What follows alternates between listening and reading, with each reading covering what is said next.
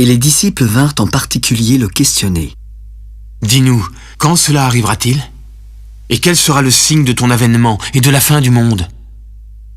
Prenez garde que personne ne vous séduise.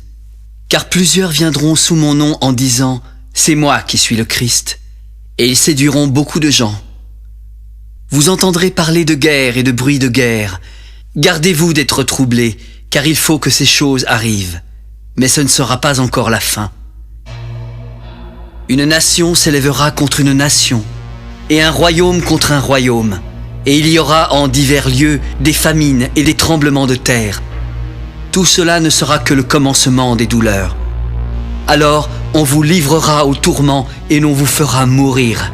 Et vous serez haïs de toutes les nations à cause de mon nom. Alors aussi plusieurs succomberont. Et ils se trahiront, se haïront les uns les autres. Plusieurs faux prophètes s'élèveront et ils séduiront beaucoup de gens. Et parce que l'iniquité se sera accrue, la charité du plus grand nombre se refroidira. Mais celui qui persévérera jusqu'à la fin sera sauvé. Cette bonne nouvelle du royaume sera prêchée dans le monde entier pour servir de témoignage à toutes les nations. Alors viendra la fin.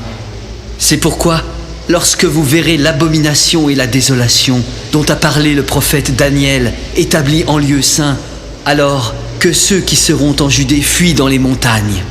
Que celui qui sera sur le toit ne descende pas pour prendre ce qui est dans sa maison.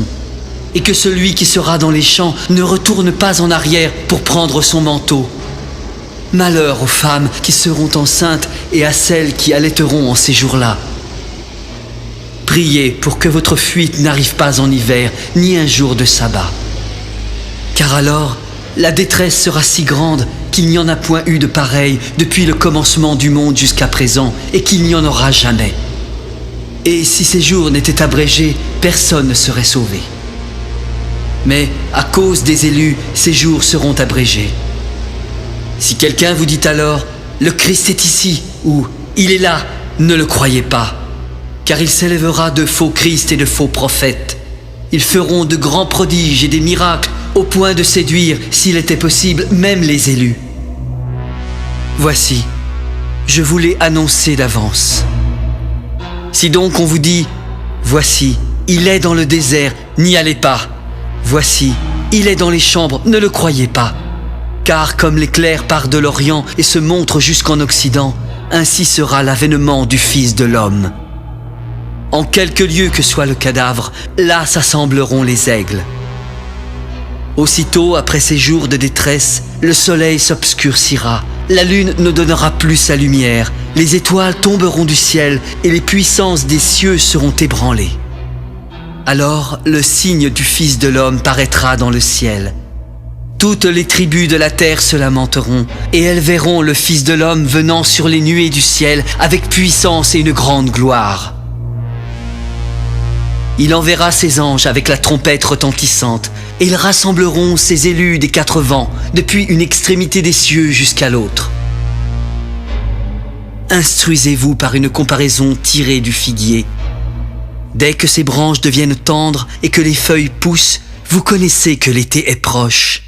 De même, quand vous verrez toutes ces choses, sachez que le Fils de l'homme est proche, à la porte. Je vous le dis en vérité, cette génération ne passera point avant que tout cela n'arrive. Le ciel et la terre passeront, mais mes paroles ne passeront point.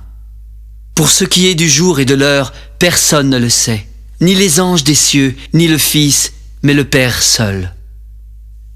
Ce qui arriva du temps de Noé arrivera de même à l'avènement du Fils de l'homme. Car dans les jours qui précédèrent le déluge, les hommes mangeaient et buvaient, se mariaient et mariaient leurs enfants, jusqu'au jour où Noé entra dans l'arche. Et ils ne se doutèrent de rien, jusqu'à ce que le déluge vînt et les emporta tous.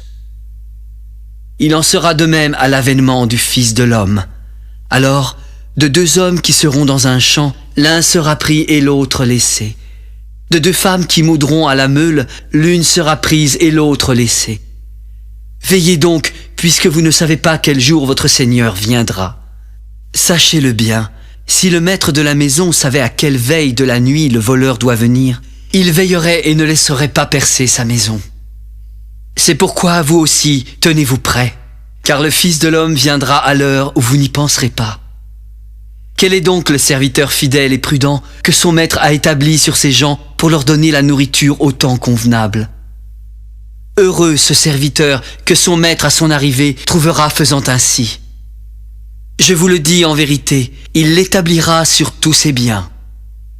Mais si c'est un méchant serviteur qui dit en lui-même « Mon maître tarde à venir », s'il se met à battre ses compagnons, s'il mange et boit avec les ivrognes, le maître de ce serviteur viendra le jour où il ne s'y attend pas, et à l'heure qu'il ne connaît pas, il le mettra en pièces et lui donnera sa part avec les hypocrites.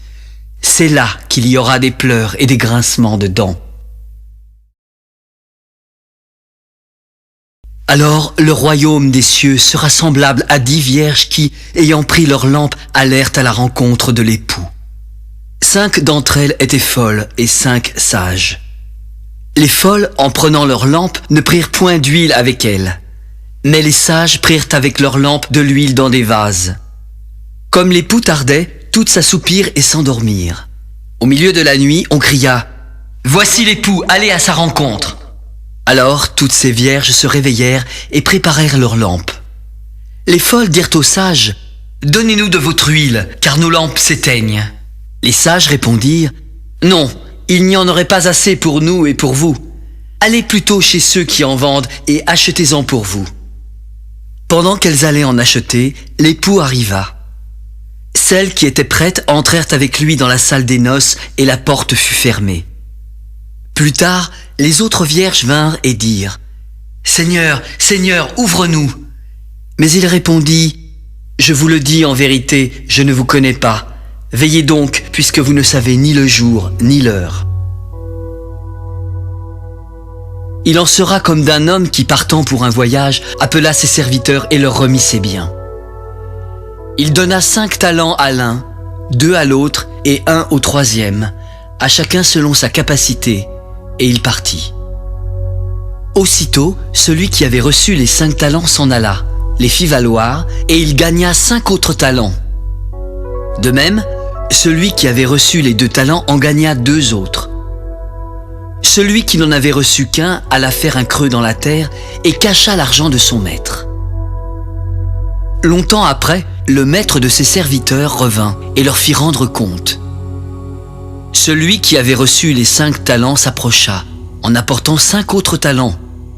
Et il dit « Seigneur, tu m'as remis 5 talents, voici, j'en ai gagné 5 autres. » Son maître lui dit « C'est bien, bon et fidèle serviteur, tu as été fidèle en peu de choses, je te confierai beaucoup. Entre dans la joie de ton maître. » Celui qui avait reçu les 2 talents s'approcha aussi, et il dit « Seigneur, tu m'as remis 2 talents, voici, j'en ai gagné 2 autres. » Son maître lui dit « C'est bien, bon et fidèle serviteur, tu as été fidèle en peu de choses, je te confierai beaucoup. Entre dans la joie de ton maître. » Celui qui n'avait reçu qu'un talent s'approcha ensuite, et il dit « Seigneur, je savais que tu es un homme dur, qui moissonne où tu n'as pas semé, et qui amasse où tu n'as pas vanné. J'ai eu peur, et je suis allé cacher ton talent dans la terre. Voici, prends ce qui est à toi. » Son maître lui répondit « Serviteur méchant et paresseux, tu savais que je moissonne où je n'ai pas semé, et que j'amasse où je n'ai pas vanné. Il te fallait donc remettre mon argent au banquier, et, à mon retour, j'aurais retiré ce qui est à moi avec un intérêt. Ôtez-lui donc le talent, et donnez-le à celui qui a les 10 talents. Car on donnera à celui qui a, et il sera dans l'abondance. Mais à celui qui n'a pas, on ôtera même ce qu'il a. Et le serviteur inutile, jetez-le dans les ténèbres du dehors, où il y aura des pleurs et des grincements de dents. Lorsque le Fils de l'homme viendra dans sa gloire, avec tous les anges, il s'assiera sur le trône de sa gloire. Toutes les nations seront assemblées devant lui. Il séparera les uns d'avec les autres, comme le berger sépare les brebis d'avec les boucs, et il mettra les brebis à sa droite et les boucs à sa gauche. Alors le roi dira à ceux qui seront à sa droite, « Venez, vous qui êtes bénis de mon Père, Prenez possession du royaume qui vous a été préparé dès la fondation du monde. Car j'ai eu faim et vous m'avez donné à manger. J'ai eu soif et vous m'avez donné à boire. J'étais étranger et vous m'avez recueilli. J'étais nu et vous m'avez vêtu. J'étais malade et vous m'avez visité. J'étais en prison et vous êtes venus vers moi. Les justes lui répondront: Seigneur, quand avons-nous vu avoir faim et t'avons-nous donné à manger? Ou avoir soif et t'avons-nous donné à boire? Quand avons-nous vu étranger et t'avons-nous recueilli? Ou nu et t'avons-nous vêtu? Quand avons-nous vu malade ou en prison et sommes-nous allés vers toi? Et le roi leur répondra: Je vous le dis en vérité, toutes les fois que vous avez fait ces choses à l'un de ces plus petits de mes frères, c'est à moi que vous les avez faites. Ensuite, il dira à ceux qui seront à sa gauche: Retirez-vous de moi, maudits, allez dans le feu éternel qui a été préparé pour le diable et pour ses anges. Car j'ai eu faim et vous ne m'avez pas donné à manger. J'ai eu soif et vous ne m'avez pas donné à boire. J'étais étranger et vous ne m'avez pas recueilli. J'étais nu et vous ne m'avez pas vêtu. J'étais malade et en prison et vous ne m'avez pas visité. Ils répondront aussi: Seigneur, quand avons-nous vu ayant faim ou ayant soif